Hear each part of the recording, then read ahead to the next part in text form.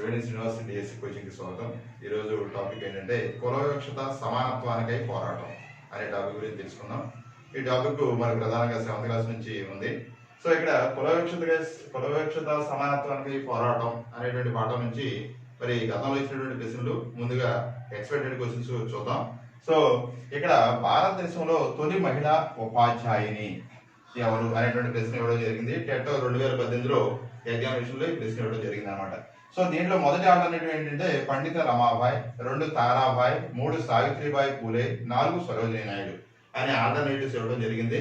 తర్వాత రెండో ప్రశ్న చూసినట్లయితే కనుక ఒకే మతం ఒకే కులం ఒకే దేవుడు సిద్ధాంతాన్ని ప్రసారం చేసింది ఎవరు? ఒకే మతం ఒకే కులం ఒకే దేవుడు సిద్ధాంతాన్ని ప్రచారం చేసినది. సో ఎవరికంటే నారాయణ గురు, అలాగే రామస్వామి, పూలే, సావిత్రిబాయి అనేటువంటి ఆల్టర్నేటివ్స్ ఇవ్వడం జరిగింది. సో తర్వాత మూడో ప్రశ్న చూసినట్లయితే కనుక మన దేశ మొదటి న్యాయశాఖ మంత్రి అంటే భారతదేశాన్ని స్వతంత్రం వచ్చిన తర్వాత ఏర్పడినటువంటి ప్రభుత్వంలో మొదటి న్యాయశాఖ మంత్రిగా పనిచేసింది ఎవరు? సో అనేటువంటిది ప్రశ్న. ఇక్కడ ఆల్టర్నేటివ్స్ చూసినట్లయితే కనుక పటేల్, అంబేద్కర్, నెహ్రూ, ఆజాద్ అనేటువంటి పేర్లు ఇవ్వడం జరిగింది. సో అది మనం ఐడెంటిఫై చేయాలన్నమాట. అలాగే నాలుగో ప్రశ్న ఏంటంటే జోటన్ అనున్నది ఒక కథ, స్వీయ చరిత్ర, నేర విభాగం, అబద్ధం అనేటువంటిది ఏంటనేటువంటిది ఐడెంటిఫై చేయాలి.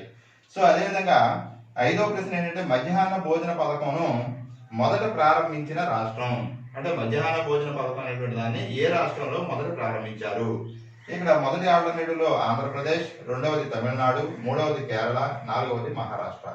సో ఈ విధంగా ఈ కుల వివక్షత సమానత్వానికై పోరాటం అనే టాపిక్ నుంచి గతంలో మరి వచ్చినటువంటి ప్రశ్న మనం చూసాం. భారతదేశంలో తొలి మహిళా ఉపాధ్యాయుని ఎవరు అనేటువంటి ప్రశ్న అడిగారు. అలాగే ఈ కొన్ని ఎక్స్పెక్టెడ్ క్వశ్చన్స్ కూడా రాయడం జరిగింది అనమాట. సో ఈ ప్రశ్నలకి సమాధానాలు ఈ వీడియో పూర్తిగా విన్న తర్వాత మీరు ఈజీగా ఐడెంటిఫై చేయగలుగుతారు. So topic let us go to the topic. So కుల వివక్షత సమానత్వానికై పోరాటం.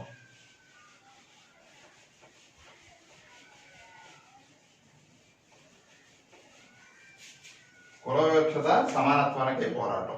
సో ఇక్కడ మనకి గుర్తుపెట్టుకోవాల్సినటువంటి విషయం ఏంటంటే కులం భారతదేశంలో మరి అతి కీలకమైనటువంటి అంశంగా కొనసాగుతున్నటువంటి అంశం ఏంటంటే కులం అనేటువంటిది అనమాట. సో ఇక్కడ కులం అనేటువంటిది ఎక్కడి నుంచి వచ్చింది అనేటువంటి విషయం చాలా మందికి ఒక్కొక్కసారి ప్రశ్న వేసుకుంటే మరి ఎక్కడి నుంచి వచ్చింది అనేటువంటి దాని మీద చాలా ఆలోచన చేయవలసి వస్తుంది అనమాట. సాధారణంగా ఏంటంటే కులం అనేటువంటిది అంటే భారతదేశంలో మనం చూసినట్లయితే కనుక వేదాల కాలం నాటి నుంచి కూడా ఈ కులం అనేటువంటిది మనకి వెలుగులోకి రావడం అనేది జరిగింది. ముఖ్యంగా మరి వేదాల్లో వేదాలన్నీ 4 అనమాట. దాంట్లో ప్రధానమైనవి ఏంటంటే అంటే వేదాలు 4ట్లో ప్రధానమైనది మొదటిది ఋగ్వేదము, తర్వాత రెండవది యజుర్వేదము, మూడవది సామవేదము, 4వది అథర్వణ వేదం. అంటే 4 వేదాలు. ఈ 4 వేదాల్లో ముందుగా మనకి ఋగ్వేదంలోని పురుష సూక్తంలో ఈ కుల ప్రస్తావన అనేటువంటిది ఉందన్నమాట. ఋగ్వేదంలోని పురుష సూక్తము,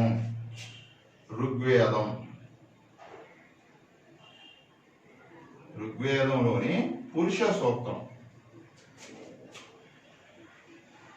ఋగ్వేదంలోని పురుష సూక్తంలో మనకి కుల వ్యవస్థ యొక్క ప్రస్తావన అనేటువంటిది ముందుగా చెప్పబడింది అనమాట. సో ఇక్కడ కుల వ్యవస్థ యొక్క ప్రస్తావన ఏమని చెప్పబడిందంటే దాంట్లో బ్రహ్మ యొక్క నుదుట నుంచి బ్రాహ్మణులు, బ్రహ్మ యొక్క నుదుట నుంచి బ్రాహ్మణులు, బాహువుల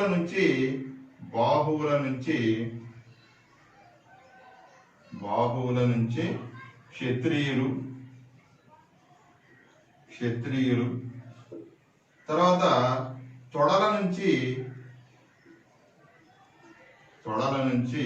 వైశ్యులు,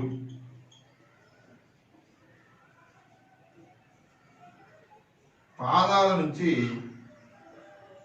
శూద్రులు జన్మించారని చెప్పేసి ఋగ్వేదంలోని పురుష సూక్తంలో రాయబడింది అనమాట. అంటే ఋగ్వేద కాలం అనేటువంటి ఏంటి మనకి క్రీస్తుపూర్వం ఎప్పుడో 2700 సంవత్సరాలకి ముందుగానే ఈ ఋగ్వేదం అనేటువంటిది రాయబడింది. అంటే రాయబడింది అంటే ఏంటి, ఎవరు రాసేది అనేటువంటిది తెలియదు. ఈ వేదాలు అనేటువంటివి ఏంటంటే అపౌరుషేయాలు అనమాట. వేదాలు అనేటువంటివి ఏంటంటే అపౌరుషేయాలు, అంటే ఎవరు రాశారు ఏంటనేటువంటి విషయాలు తెలియదు. కానీ ఈ ఋగ్వేద కాలంలోనే ఋగ్వేదంలోని పురుష సూక్తము అనేటువంటి దాంట్లో మనకి ప్రధానంగా ఏముంది, ఈ కుల వ్యవస్థ గురించి ప్రస్తావన ఉందన్నమాట. అంటే అప్పట్లో ఎన్ని కులాల గురించి చెప్పబడింది అంటే 4 కులాల గురించి మాత్రమే చెప్పబడింది. ఏంటది? ఒకటి బ్రహ్మ యొక్క నుదుటి నుంచి బ్రాహ్మణులు, బాహువుల నుంచి క్షత్రియులు, తొడల నుంచి వైశ్యులు, పాదాల నుంచి శూద్రులు జన్మించారని చెప్పేసి ఆ విధంగా స్టార్ట్ అయినటువంటి ఈ కుల వ్యవస్థ అనేటువంటిది భారతదేశంలో ప్రస్తుతం మరి 6748 కులాలుగా వర్గీకరణ జరిగిందనమాట.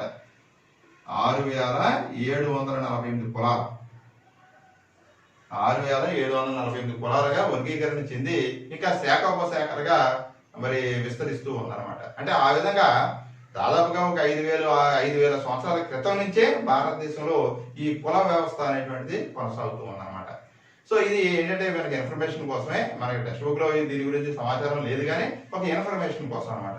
సో సాధారణంగా ఒక కులానికి చెందిన వారు కొన్ని సామాన్య ఆచారాలు, ఒక ప్రత్యేక వృత్తి, ఒక ప్రత్యేక దేవతను ఆరాధించడం వంటివి కలిగి ఉంటారు.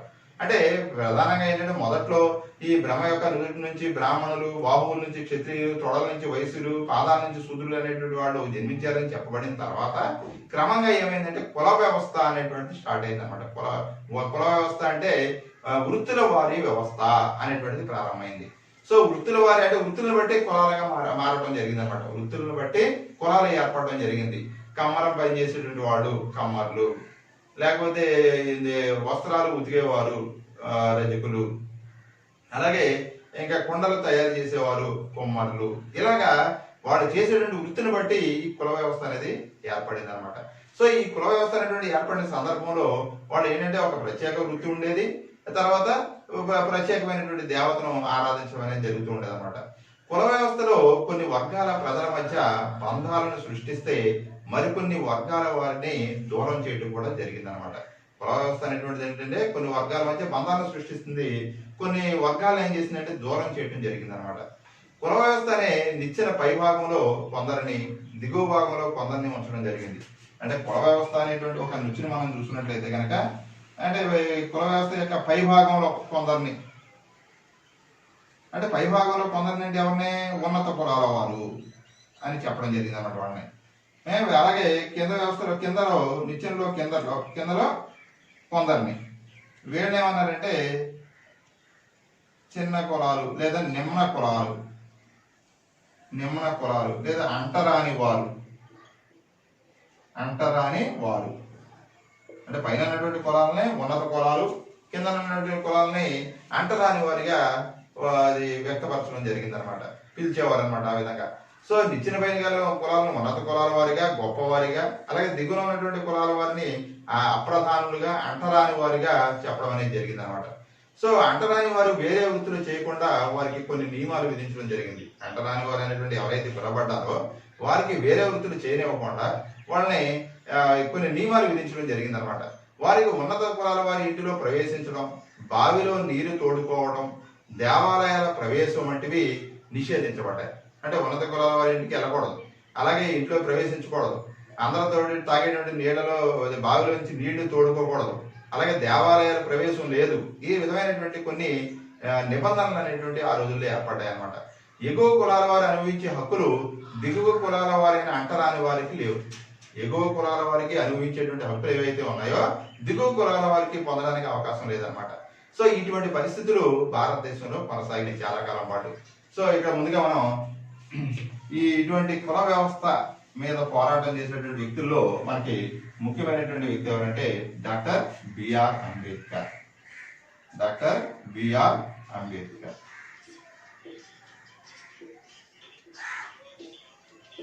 Doctor B R Ambedkar.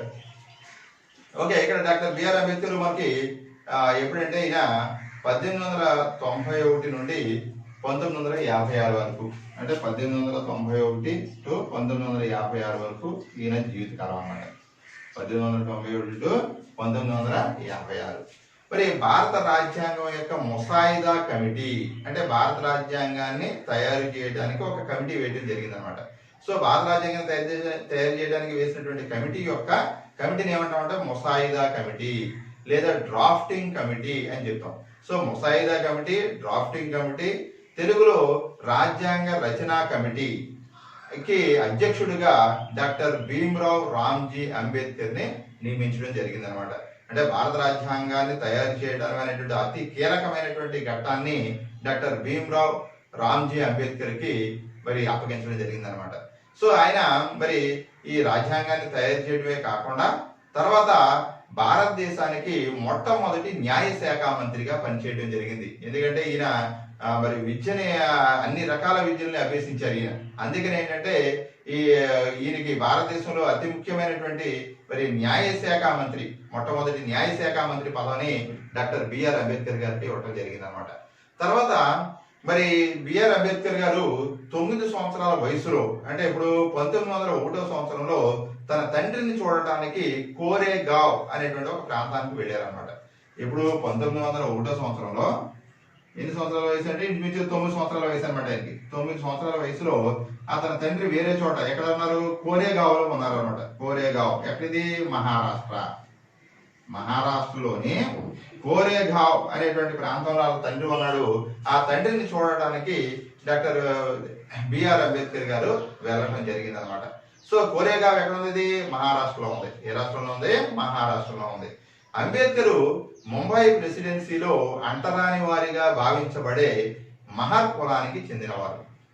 అంబేద్కర్ మరి ముంబై ప్రెసిడెన్సీ, అంటే ముంబై అనేటువంటి ఒక ప్రెసిడెన్సీగా ఉండేది అనమాట అప్పట్లో. ముంబై అనేటువంటిది ప్రెసిడెన్సీ, అంటే ఇది ఒక ప్రాంతం. సో ముంబై ప్రెసిడెన్సీ ప్రాంతంలో మహర్ కులం అనేటువంటిది ఒక అంటరాని కులంగా ఆ రోజుల్లో గుర్తించబడింది అనమాట. మహర్ కులం అనేటువంటిది ఒక అంటరాని కులంగా గుర్తించబడింది. సో ఈ మహర్ కులానికి చెందిన వారు ఎవరంటే డాక్టర్ బిఆర్ అంబేద్కర్. సో అతను కోరేగావ్ నుండి తండ్రి వద్దకు వెళ్ళుటకు, కోరేగావ్ అంటే తండ్రి దగ్గరికి వెళ్ళడానికి మరి అధిక డబ్బు చెల్లించుటకు సిద్ధపడిన బండి ఎక్కించుకుంటకు ఎవరికి ముందుకు రాలి. అంటే కోరేగావ్ వెళ్ళడానికి ట్రై చేశాడు. సో అక్కడ ట్రై చేసినప్పుడు ఏంటంటే బండి ఎక్కువ డబ్బులు నేను చెల్లిస్తాను, నన్ను బండి మీద పలానా కోరేగావ్కి తీసుకెళ్ళు అని చెప్పినప్పుడు కానీ ఎవరు ఎక్కించుకోలేదు అనమాట. సో ఎక్కించుకోవడానికి ఎవరికి ముందుకు రాలే. సో తర్వాత ఏంటంటే ఈ స్టేషన్ మాస్టర్ దగ్గరికి వెళ్ళాడు, రైల్వే స్టేషన్ దగ్గరికి వెళ్ళినప్పుడు కుల వివక్షత వలన స్టేషన్ మాస్టర్ కూడా ఏ విధమైనటువంటి సహాయం అంబేద్కర్ గారికి చేయలేకపోయారన్నమాట. సో ఈ కుల వివక్షత దళితుల ఆర్థిక కార్యకలాపాలను నిరోధించడమే కాకుండా గౌరవాన్ని, హుందాతనాన్ని పొందకుండా చేస్తుందని ఈ సంఘటన నిరూపిస్తుంది అనమాట. అంటే వాళ్ళకి ఆర్థిక పరంగా డెవలప్ అవడమే కాకుండా గౌరవాన్ని, అలాగే ఆర్థిక హుందాతనాన్ని కూడా లేకుండా చేస్తుంది కుల వివక్షత అనేటువంటిది. ఇక్కడ మనకి అంబేద్కర్ గారు పడినటువంటి ఇబ్బందిని బట్టి మనకు తెలుస్తుంది అనమాట. అంటే కనీసం తండ్రిని చూడడానికి ఒక ప్రదేశానికి వెళ్ళడానికి కూడా అటు బండ్లు కూడా ఎవరు ఎక్కించుకోలేదు. అలాగే రైల్వే స్టేషన్ లో స్టేషన్ మాస్టర్ కూడా అతను జాలి చూపించినప్పటికీ కూడా అతను కూడా ఉపయోగపడలేదు అనమాట. సో ఈ విధమైనటువంటి వివక్షత మరి డాక్టర్ బిఆర్ అంబేద్కర్ గారు మరి పొందడం అనేది జరిగింది అనమాట ఆ రోజుల్లో. తర్వాత ఇంకొక రెండవ ఉదాహరణ మనం చూసుకున్నట్లయితే కనుక మరి ఓం ప్రకాష్ వాల్మీకి అనే ఆయన పాఠశాలలో వివక్షతకు గురైనటువంటి విధానం మనం తెలుసుకుందాం. ఓం ప్రకాష్ వాల్మీకి. సో ఈ ఓం ప్రకాష్ వాల్మీకి అనే ఆయన ఎవరంటే ఒక దళిత రచయిత. ఓం ప్రకాష్ వాల్మీకి అనే ఆయన ఎవరో ఒక దళిత రచయిత అనమాట. ఓం ప్రకాష్ వాల్మీకి. ఓం ప్రకాష్ వాల్మీకి అనే ఒక దళిత రచయిత అనమాట. సో ఈయన ఏంటంటే ఒక స్వీయ చరిత్ర రాసుకున్నాడు. స్వీయ చరిత్ర అంటే ఆటోబయోగ్రఫీ అని చెప్తాం అనమాట, లేదా బయోగ్రఫీ అంటాం. సో ఈయన స్వీయ చరిత్ర ఏంటంటే జోటన్ అనేటువంటి ఒక స్వీయ చరిత్ర రాసుకున్నాడు అనమాట. అంటే తన గురించి తాను రాసుకునేటువంటి దాన్ని ఏమంటామంటే స్వీయ చరిత్ర అని చెప్తాం అనమాట. సో ఈ స్వీయ చరిత్ర జోటన్ అనేటువంటి దాంట్లో ఇతడు పాఠశాలలో ఏ విధంగా ఉండేటువంటిది ఉన్నది అనేటువంటి విషయాన్ని గురించి ప్రధానంగా ప్రస్తావించాడు అనమాట. సో పాఠశాలలో సహ విద్యార్థులకు దూరంగా నేలపై కూర్చుండేవాడంట. ఎవరో ఓం ప్రకాష్ వాల్మీకి తన స్వీయ చరిత్రలో రాసుకున్నటువంటి విషయాలు. పాఠశాలలో మిగతా విద్యార్థుల కంటే దూరంగా నేలపై కూర్చోవడం, అకారణంగా ఇతను కొట్టేవారు అనమాట. ఆ రోజుల్లో అకారణంగా కొట్టడం, అలాగే విశాలమైన ఆట స్థలం ఊడ్చే పని అప్పగించేవారు అనమాట. విశాలమైన ఆట స్థలాన్ని ఎవరు ఊడ్చేవారు, ఊడు అని చెప్పేసి ఈ ఓం ప్రకాష్ వాల్మీకి అప్పగించేవారు అనమాట. రోజంతా గదులు శుభ్రం చేయించేవారు. సో ఇలాగ ఇవన్నీ ప్రధాన ఉపాధ్యాయుడు, ఇతర ఉపాధ్యాయుల యొక్క సమక్షంలో జరిగాయి అనమాట. అంటే ఉపాధ్యాయుల యొక్క సమక్షంలో మరి ఓం ప్రకాష్ వాల్మీకి ఏంటంటే క్లాసులో మరి బెంచ్ల మీద కాకుండా నేలపై కూర్చోబెట్టడం, అలాగే విశాలమైనటువంటి ఆట స్థలాన్ని మొత్తం తుడిపించడం, అలాగే గదులను శుభ్రపరచడం, ఇటువంటి పనులకు ఆ విద్యార్థిని వినియోగించడం అనేది జరిగిందనమాట. ఒక రోజు అతని తండ్రి గమనించి ప్రధానోపాధ్యాయుడిని ఎదిరించడం జరిగిందనమాట. అర్థమైంది. ఒక రోజు అతని తండ్రి వచ్చి మా పిల్లవాడి చేత ఎందుకు ఈ పనులు చేస్తున్నారని చెప్పేసి ఎదిరించడం కూడా జరిగిందనమాట. ఆ విధంగా దళిత రచయిత అయినటువంటి ఓం ప్రకాష్ వాల్మీకి కూడా ఈ కుల వివక్షత అనేటువంటి దాన్ని పాఠశాలలో పొందడం అనేది జరిగిందనమాట. అర్థమైందా? తర్వాత మరి జ్యోతిరావు గోవిందరావు పూలే, ఈయన మరి 1827 1880 సంవత్సరాల మధ్యకాలంలో జీవించడం అనేది జరిగింది. 1827 1890 మధ్యకాలంలో జీవించడం జరిగింది అనమాట. ఎవరు? జ్యోతిరావు పూలే. సో మహాత్మా జ్యోతిబా పూలే మహారాష్ట్రకు చెందినటువంటి గొప్ప సంఘ సంస్కర్త అనమాట. మహాత్మా అనేటువంటి బిరుదు, మహాత్మా అనేటువంటిది జ్యోతిరావు పూలే యొక్క బిరుదు అనమాట. మహాత్మా జ్యోతిరావు పూలే అంటే జ్యోతిరావు గోవిందరావు పూలే అని చెప్తారనమాట. సో ఈయన మహారాష్ట్రకు చెందినటువంటి వ్యక్తి.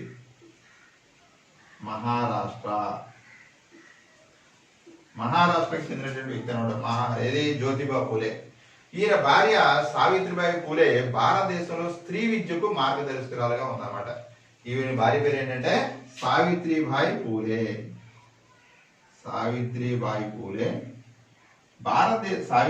పూలే భారతదేశంలో స్త్రీ విద్యకు మార్గదర్శకురాలు. అంటే భారతదేశంలో స్త్రీ విద్యకు మార్గదర్శకురాలు ఎవరు? సావిత్రిబాయి పూలే. 1873 సంవత్సరంలో జ్యోతిబా పూలే సత్యశోధక సమాజం అనే దాన్ని స్థాపించడం జరిగింది అనమాట. ఇది బాగా గుర్తుపెట్టుకోవాలి. ఎగ్జామినేషన్ పాయింట్ ఆఫ్ వ్యూలో బాగా గుర్తుపెట్టుకోవాల్సింది ఏంటంటే సత్యశోధక సమాజాన్ని స్థాపించినది. సత్యశోధక సమాజాన్ని స్థాపించింది ఎవరు? జ్యోతిబా పూలే. ఇప్పుడు 1873లో సత్యశోధక సమాజాన్ని జ్యోతిబా పూలే స్థాపించడం జరిగింది అనమాట. సో స్థాపించి దీని ద్వారా ఏంటంటే మానవ హక్కుల కోసం, అణగారిన వర్గాల సాంఘిక న్యాయం కోసం దీనిని అంకితం చేయడం జరిగింది అనమాట. అంటే రెండు ప్రధానమైనటువంటి కాన్సెప్ట్ల కోసం ఈ సత్యశోధక సమాజాన్ని జ్యోతిబా పూలే స్థాపించడం జరిగింది. ఏంటి రెండు ప్రధానమైనటువంటి కాన్సెప్ట్లు? ఒకటి మానవ హక్కుల కోసం, రెండవది అణగారిన వర్గాల వారి సాంఘిక న్యాయం కోసం. అణగారిన వర్గాల వారి యొక్క సాంఘిక న్యాయం కోసం, మానవ హక్కుల కోసం జ్యోతిబా పూలే సత్యశోధక సమాజాన్ని అనేటువంటి దాన్ని 1873 సంవత్సరంలో ఆయన స్థాపించడం జరిగింది అనమాట. సో అంతేకాకుండా ఈయన రాసినటువంటి పుస్తకం ఏంటంటే గులాంగిరి. జ్యోతిబా పూలే రాసినటువంటి పుస్తకం ఏంటంటే గులాంగిరి. అది మన టెక్స్ట్ బుక్ లో లేదు. సో ఇది ఎక్కువ సార్లు కాంపిటేటివ్ ఎగ్జామినేషన్ లో వచ్చిన బిట్ కాబట్టి ఒకసారి గుర్తు చేస్తాను అనమాట. సత్యశోధక సమాజాన్ని స్థాపించడమే కాకుండా ఈయన రాసినటువంటి పుస్తకం పేరేంటి? గులాంగిరి. అంతేకాకుండా మరి స్త్రీ విద్య, అణగారిన వర్గాలతో పాటు సామాన్యుల విద్య కోసం కూడా ఇతను కృషి చేయడం జరిగింది అనమాట. అంటే స్త్రీ విద్య, తర్వాత అణగారిన వర్గాలతో పాటు సామాన్యులు అంటే చదువుకోలేనటువంటి పరిస్థితిలో ఉన్నటువంటి వ్యక్తుల కోసం విద్య కోసం కృషి చేయడం జరిగింది అనమాట. ఈయన తన భార్యను విద్యావంతులుగా చేసి బాలికల కోసం 1848 ఆగస్టులో ఒక పాఠశాలను స్థాపించడం జరిగింది అనమాట. అంటే ఈయన భార్యకు విద్యను నేర్పడం జరిగింది. ముందుగానే విద్యను నేర్పి 1848లో బాలికల కోసం 1848 ఆగస్టులో బాలికల కోసం ఒక పాఠశాలను స్థాపించడం జరిగింది అనమాట. ఎవరు? జ్యోతిబా పూలే 1848 ఆగస్టులో బాలికల కోసం మరి ఒక పాఠశాలను స్థాపించి దానికి ఈ సావిత్రిబాయి పూలేని మరి టీచర్ గా పెట్టడం జరిగింది అనమాట. సో భారతదేశంలో తొలి మహిళా ఉపాధ్యాయుని ఎవరంటే సావిత్రిబాయి పూలే. ఇది ఆల్రెడీ మనకి 2018 టెట్ ఎగ్జామినేషన్ లో ఇవ్వడం జరిగింది అనమాట. అర్థమైందా? సో ఇక్కడ భారతదేశంలో మొదటి బాలికల పాఠశాలను పూణేలో స్థాపించి ప్రధానోపాధ్యాయులుగా పనిచేసింది ఎవరంటే సావిత్రిబాయి పూలే. ఈమె తన జీవితాన్ని దళితులను విద్యావంతులు చేయడానికి అంకితం చేసింది అనమాట. ఎవరిని విద్యను అభ్యసించేలా కృషి చేసింది అంటే దళితులను విద్యావంతులుగా చేయడానికి తన జీవితాన్ని అంకితం చేయడం జరిగింది.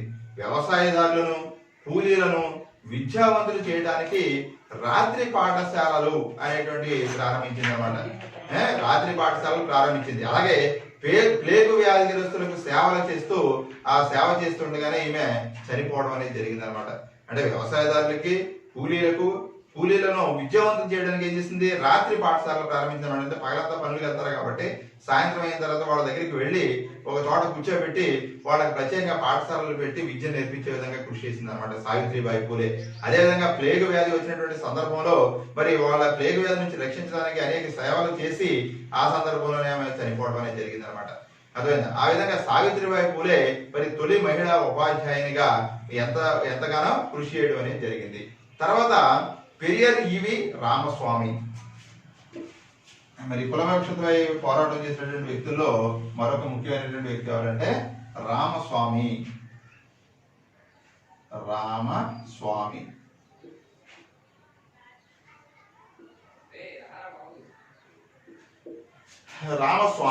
అంటే రామస్వామి ఈయన పెరియర్ ఈవి రామస్వామిగా పేరు అయింది. సో ఈయన 1879 1973 మధ్య కాలంలో జీవించడం జరిగింది అనమాట. 1879 1973 ఆయన జీవితకాలం. సో ఇక్కడ ఈ పెరియరు అనే ఆయన, పెరియర్ రామస్వామి అనే ఆయన హేతువాదిగా పేరుగాంచాడు అనమాట. అంటే ప్రతి విషయాన్ని తర్కించి ఇది సరైనదా కాదా అనేటువంటి విషయాన్ని ఇతడు పరిశీలన చేసేవాడు అనమాట. సో భారతదేశంలో నిమ్న కులాల ఉద్యమ నాయకుడిగా ఇతడు పేరుగాంచడం జరిగింది. భారతదేశంలో నిమ్న కులాలు లేదా అణగారిన కులాల యొక్క ఉద్యమం యొక్క నాయకుడిగా ఇతడు పేరుగాంచడం జరిగింది అనమాట. ఇది బాగా గుర్తుపెట్టుకోవాలి. భారతదేశంలో నిమ్న కులాల ఉద్యమ నాయకుడిగా పేరుగాంచింది ఎవరంటే పెరియర్ ఈవి రామస్వామి నాయకర్.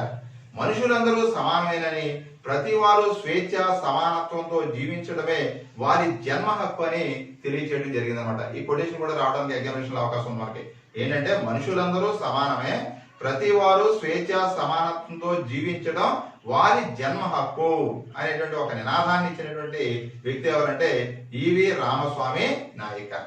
తర్వాత రామస్వామి నాయకర్ తర్వాత మరి కుల వివక్షతపై పోరాటం చేసినటువంటి వ్యక్తుల్లో ముఖ్యమైనటువంటి వారు ఎవరంటే శ్రీ నారాయణ గురు.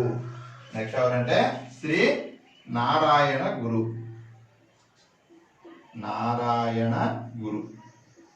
నారాయణ గురు అనే ఆయన మనకి ఏంటంటే కేరళ రాష్ట్రంలో జన్మించాడు అనమాట. ఈయన కేరళ రాష్ట్రంలో జన్మించారు. కుల వ్యవస్థకై వ్యతిరేకంగా పోరాటం చేయలేదు అనమాట. కుల వ్యవస్థకు వ్యతిరేకంగా ఉద్యమించినటువంటి వ్యక్తి ఎవరంటే శ్రీ నారాయణ గురు. సో సోదర భావాన్ని బోధించారు. అంతేకాకుండా సామాజిక విప్లవానికి గుర్తింపు తెచ్చేటువంటి ఒకే కులం, ఒకే మతం, మనుషులందరికీ ఒకే దేవుడు అనేటువంటి నినాదాన్ని అనేటువంటి సిద్ధాంతాన్ని ఇతడు ప్రచారం చేయడం జరిగింది అనమాట. సో నారాయణ గురువుకి సంబంధించి మనకి ఎగ్జామినేషన్ పాయింట్ ఆఫ్ లో ఈ పాయింట్ ఇవ్వడానికి ఎక్కువ అవకాశం ఉందన్నమాట. సామాజిక విప్లవానికి గుర్తింపు తెచ్చే ఒకే కులం, ఒకే మతం, మనుషులందరికీ ఒకే దేవుడు అనేటువంటి ఒక సిద్ధాంతాన్ని ప్రచారం చేసింది ఎవరంటే శ్రీ నారాయణ గురు. ఈయన యొక్క కాలం చూసుకున్నట్లయితే కనుక 1856 నుంచి 1928 వరకు ఈయన కాలంగా చెప్పుకోవచ్చు అనమాట. 1856 టు 1928. మనకి ఇక్కడ సంవత్సరాలు కూడా ఒక్కొక్కసారి జాగ్రత్తగా గుర్తుపెట్టుకోవాలి. ఎందుకంటే కంపల్సరీగా సంవత్సరాల మీద కూడా ఒక్కొక్కసారి బిట్టాడటానికి అవకాశం ఉందన్నమాట. సో ఈ విధంగా నారాయణ గురు కేరళలో జన్మించి ఈయన మరి కుల వ్యవస్థను నిరసించడమే కాకుండా ఒకే కులం, ఒకే మతం, మనుషులందరికీ ఒకే దేవుడు అనేటువంటి ఒక సిద్ధాంతాన్ని ప్రచారం చేసి మరి కుల వివక్షతకు ఎదురు ఉద్యమించడం అనేది జరిగిందనమాట. సో సమానత్వానికి పోరాటం అంటే ఒకప్పుడు కుల వ్యవస్థ ఉండేది కాదు. వేటగాడు తర్వాత మానవుల దశలో ఇది లేదనమాట. వేటగాడుగా జీవనం గడుపుతున్నటువంటి దశలో కుల వ్యవస్థ అనేటువంటి లేదు. మరి వేదకాలంలో బ్రాహ్మణ, క్షత్రియ, వైశ్య, శూద్ర అనేటువంటి వర్ణాలు ఏర్పడడం, వివాహం కలిసి తిరగడం అనేటువంటి విషయం మీద కూడా ఆంక్షలు విధించబడ్డాయి అనమాట. వివాహం అనేటువంటిది తర్వాత కలిసి తిరగడం అనేటువంటి విషయాల మీద కూడా ఆంక్షలు విధించబడ్డాయి. తర్వాత పుట్టుక అంటే పుట్టడం ద్వారా మనిషి గొప్పవాడు అనే భావనను తాత్వికులైనటువంటి బుద్ధుడు, మహావీరుడు, రామానుజాచార్యులు, తర్వాత బసవన్న, కబీరు, వేమన వంటి వ్యక్తులు మరి తీవ్ర స్థాయిలో విమర్శించడం జరిగింది అనమాట. అంటే ఉన్నత కులాల్లో పుడితే ఇతను ఉన్నతమైన వ్యక్తి అని కానీ, లేకపోతే అంటరాని కులంలో పుడితే కనుక ఇతను అంటరాని వాడు అని చెప్పి చెప్పడం అనేటువంటిది అది సరైనటువంటి పద్ధతి కాదు అని చెప్పేసి, అంటే పుట్టుక ద్వారా గొప్పవారుగా ఉండడం అనేటువంటి భావన తప్పు అని చెప్పేసి ఈ తాత్వికులు చెప్పడం జరిగింది అనమాట. ఎవరు తాత్వికులైనటువంటి బుద్ధుడు, మహావీరుడు, రామానుజాచార్యులు, బసవన్న, కబీరు, తర్వాత ఇంకా వేమన వంటి వ్యక్తులు దీన్ని విమర్శించడం జరిగింది అనమాట. అలాగే దళితులు, స్త్రీలు అనుభవించే అసమానతలకు వ్యతిరేకంగా పోరాడిన వారు ఎవరంటే జ్యోతిరావు గోవిందరావు పూలే, సావిత్రిబాయి పూలే, అలాగే పెరియారు, తర్వాత శ్రీ నారాయణ గురు లాంటి వాళ్ళు మరి ప్రధానంగా దళితులు, స్త్రీలు అనుభవించే అసమానతలకు వ్యతిరేకంగా వీళ్ళు పోరాటం చేయడం జరిగిందనమాట. తర్వాత ఎప్పుడూ ఇలాగే ఉండేదా అనేటువంటి విషయాన్ని మనం ఒకసారి గమనిస్తే, ఒకప్పుడు ఏంటంటే మరి కుల వ్యవస్థ అనేటువంటిది లేదని చెప్పుకున్నాం. ఎప్పుడు ఇలాగే ఉండేది ఏంటంటే ఒకప్పుడు మరి కుల వ్యవస్థ అనేటువంటిది లేదు. ఈ ఆహార సేకరణ, వేట ఆధారిత సమాజంలో ఇటువంటి పెద్దగా ఉండేది కనమాట. కులం అనేటువంటి మాట మీదే అసలు ప్రస్తావన ఉండేది కాదనమాట. అర్థమైందా? తర్వాత మరి కలిసి తిరగడం, వివాహం చేసుకోవడం వీటన్నిటి మీద కూడా చాలా ఇబ్బందికరమైనటువంటి పరిస్థితులు ఏర్పడ్డాయి అనమాట. మరి అంతేకాకుండా స్త్రీలు ఇంటికే పరిమితం అవ్వాలి, వాళ్ళు బయటకు రావడానికి వీల్లేదు, మగవాళ్ళతో తిరగడానికి వీల్లేదు, అంటే ఎక్కడైనా కార్యక్రమాల్లో పాల్గొనడానికి వీల్లేదు అని చెప్పేసి వంటింటి కుందేళ్ల కింద వాళ్ళని చేసినటువంటి పరిస్థితులు ఆ రోజుల్లో ఉన్నాయన్నమాట. తర్వాత మరి స్వతంత్రానంతరం సమానత్వం అనేటువంటిది ఎలా మొదలైంది? స్వతంత్రానంతరం సమానత్వం వరకు కుల వివక్షతకు వ్యతిరేకంగా చాలా గొప్ప ప్రయత్నాలు చేయబడ్డాయి అన్నమాట. స్వతంత్రానంతరం కుల వివక్షతకు వ్యతిరేకంగా చాలా గొప్ప ప్రయత్నాలు చేయబడ్డాయి. ఈ కృషి రాజ్యాంగ రచనలో కూడా జరిగింది. రాజ్యాంగంలో సమాన అవకాశాలు, అన్ని కులాల వారికి సమానమైనటువంటి అవకాశాలు కల్పించడం జరిగింది అనమాట. అంతేకాకుండా మరి రాజ్యాంగంలోని 17వ నిబంధన ప్రకారం అంటరానితనాన్ని నిషేధించడం జరిగింది అనమాట. ఎన్నో నిబంధన అది? 17వ నిబంధన ప్రకారం అంటరానితనం, 17వ నిబంధన ప్రకారం అంటరానితనాన్ని నిషేధించడం జరిగింది అనమాట. సమానత్వం సాధించడానికి ప్రభుత్వం 2 రకాల చర్యలు చేపట్టింది. ఏం చర్యలు చేపట్టింది అంటే, 1 చట్టాలు చేయడం, 2 అభివృద్ధి పథకాలను అమలు చేయడం అనమాట. సమానత్వాన్ని సాధించడానికి ప్రభుత్వం 2 రకాల చర్యలు చేపట్టింది. ఒకటి ఏంటంటే చట్టాలు చేయటం,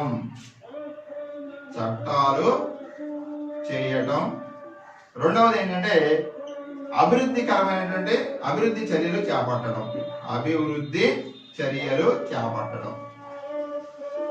ఈ 2 కార్యక్రమాల ద్వారా మరి సమానత్వానికి ప్రభుత్వం కృషి చేయడం అనేది జరుగుతుంది అనమాట. అంటే అభివృద్ధి చర్యలు అంటే అభివృద్ధి పథకాలు. సో ఇటువంటి వాటిల్లో మధ్యాహ్న భోజన పథకం అనేటువంటిది చాలా అతి ముఖ్యమైనది అనమాట. అంటే ప్రభుత్వం చేసినటువంటి చట్టం మరి అభివృద్ధి పథకాల్లో ముఖ్యమైనది ఏంటంటే మధ్యాహ్న భోజన పథకాన్ని ప్రవేశపెట్టడం. దీన్ని మొట్టమొదటిసారిగా ప్రవేశపెట్టినటువంటి రాష్ట్రం ఏంటంటే తమిళనాడు రాష్ట్రం అనమాట. మొట్టమొదట మధ్యాహ్న భోజన పథకాన్ని ప్రవేశపెట్టినటువంటి రాష్ట్రం ఏంటంటే తమిళనాడు రాష్ట్రం. ఆల్రెడీ మనం మొదట్లో చెప్పుకున్నాం ఎక్స్పెక్టెడ్ క్వశ్చన్స్ లో, మరి తమిళనాడు అంటే మధ్యాహ్న భోజన పథకం మొట్టమొదటిగా ప్రారంభించినటువంటి రాష్ట్రం ఏది అని చెప్పేసి మొదట మనం ప్రశ్న అడిగాం అనమాట. సో దాంట్లో ఏంటంటే ఇక్కడ తమిళనాడు రాష్ట్రం అనేటువంటిది మధ్యాహ్న భోజన పథకాన్ని మొట్టమొదటిసారిగా ప్రారంభించినటువంటి రాష్ట్రంగా మనం చెప్పుకోవచ్చు అనమాట. అలాగే 2001లో సుప్రీంకోర్టు ఒక తీర్పు ఇచ్చింది అనమాట. ఏంటంటే అన్ని రాష్ట్రాలు 6 నెలలలోపు మధ్యాహ్న భోజన పథకాన్ని ప్రవేశపెట్టాలి అని చెప్పేసి 2001వ సంవత్సరంలో సుప్రీంకోర్టు తీర్పు ఇవ్వడం జరిగింది అనమాట. ఎన్ని నెలలలోపు? 6 నెలల లోపు ప్రతి రాష్ట్రం కూడా ఈ మధ్యాహ్న భోజన పథకం అనేటువంటి దాన్ని అమలు చేయాలి అని చెప్పింది అనమాట. సో ఈ పథకం పాఠశాలలో విద్యార్థుల మధ్య వివక్షతను తగ్గిస్తుంది అనేటువంటి ఉద్దేశంతో మరి ఈ మధ్యాహ్న భోజన పథకాన్ని సుప్రీంకోర్టు సిఫార్సు చేయడం జరిగింది అనమాట. అనేక చోట్ల దళిత స్త్రీలు మధ్యాహ్న భోజనం వంట చేయడం అనేది జరుగుతుంది అనమాట. సో అంటే ఇక్కడ సమానత్వానికి చేసినటువంటి పోరాటంలో ఇది ఒక అతి ముఖ్యమైనదిగా మనం గుర్తుపెట్టుకోవచ్చు అనమాట. సో ఈ పథకం వలన పేదవారిలో మరి పేద పిల్లలలో పాఠశాల యొక్క నమోదు, హాజరు శాతం అనేటువంటిది బాగా పెరగడానికి దోహదం చేసింది అనమాట. ఎందుకంటే రెక్కాడితే గానీ డొక్కాడని సమాజాలు భారతదేశంలో చాలా ఎక్కువ మంది ఉన్నాయి కాబట్టి మరి వాళ్ళకి మధ్యాహ్నం భోజనం అందించడం ద్వారా మరి పాఠశాలకు వచ్చి చక్కగా చదువుకుని మంచి అభివృద్ధిని సాధించడానికి ఈ మధ్యాహ్న భోజన పథకం అనేటువంటి బాగా కృషి చేస్తున్నట్లో ఎటువంటి సందేహం లేదనమాట. సో ఈ విధంగా మరి కుల వివక్షత సమానత్వానికి పోరాటం అనేటువంటి టాపిక్ లో మరి అనేకమైనటువంటి ముఖ్యమైనటువంటి విషయాలు ఉన్నాయి. సో ఎగ్జామినేషన్ పాయింట్ ఆఫ్ వ్యూలో మనకి అంబేద్కర్ గారి గురించి, అలాగే ఓంప్రకాష్ వాల్మీకి రాసినటువంటి జోటన్ గురించి కానీ, జ్యోతిబా పూలే సత్యశోధక సమాజం లేదా గులాంగిరి, నెక్స్ట్ సావిత్రిబాయి పూలే మొదటి ఉపాధ్యాయుని, అలాగే ఈవి రామస్వామి నాయకర్ అనే ఆయన మరి మనుషులందరూ సమానమే, ప్రతి వారు స్వేచ్ఛ సమానత్వంతో జీవించడం అనేటువంటిది వారి జన్మ హక్కు అనేటువంటి ఒక నినాదం. అలాగే నారాయణ గురువు గారు గుర్తుపెట్టుకోవాల్సిన విషయంలో ఒకే కులం, ఒకే మతం, మరి మనుషులందరికీ ఒకే దేవుడు అనేటువంటి సిద్ధాంతం. మరి ఇటువంటి వాటి మీద కంపల్సరీగా మనకు ప్రశ్నలు రావడానికి అవకాశం ఉంది. చేత ఈ విషయాన్ని మరి ఈ పాఠాన్ని పూర్తిగా విని అలాగే ముందు చెప్పినటువంటి బిట్స్ ని గమనిస్తూ ఇంకా ఇటువంటి క్లిష్టమైనటువంటి ప్రశ్నలు వచ్చినా కానీ దీంట్లో మీరు చేయడానికి అవకాశం ఉంటుందని చెప్పేసి ఈ సందర్భంగా మరి నేను తెలియజేస్తున్నాను. ఓకే, మరి thank you one and all.